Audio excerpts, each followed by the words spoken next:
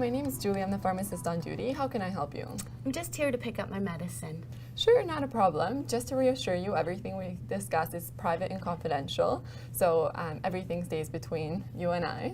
And before I give you your medication, I'd just like to ask you a few questions about your medical history to make sure it's the most appropriate medication for yourself. Is that okay? Not a problem. What was your name? My name's Jessica Anderson. Oh, okay, great. And I have your profile on file here. Is it okay if we review it together? Not a problem. Okay. So it says here that you are taking Lipitor 20 milligrams once a day. Is that correct? Oh no, the doctor discontinued that. I was getting really bad muscle pain. Oh, I'm sorry to hear about that. So we'll address that very shortly. Just before we get to that, are you taking any other medications? Malox? Malox? So Yeah. that's an over-the-counter medication, is that correct? That's right. For acid? For acid. And how often do you take that? Maybe 3 or 4 times a week. Oh, okay. That sounds good. Any other medications, any herbal products, any natural products, multivitamins? No, nothing like that. Okay. And also because lifestyle can affect the way your medicines work in your body, I'd like to ask you a few questions about that. Okay. Can you tell me about your alcohol consumption? No, I don't drink. You don't drink. What about caffeine consumption? Also, I don't do that. No. And what about exercise?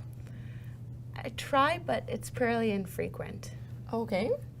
And what about any smoking? Do you smoke at all? Not a smoker. No. Okay. Let me just record that. And sometimes in females, medicines can have different effects if women are of childbearing age. Is there any chance that you're pregnant or breastfeeding? Oh no. No. Okay. Okay, so I do have your prescription ready for you. I'd like to review it with you if that's okay. So you've been prescribed Crestor 10 milligrams at bedtime. The chemical name for Crestor is rosuvastatin. And the doctor, like I mentioned, has suggested taking it at bedtime. So it's 1 tablet before going to bed. You can take it with or without food, it doesn't matter. However, sometimes it can cause a bit of an upset stomach. So if that happens, you can take it after taking some food. Okay.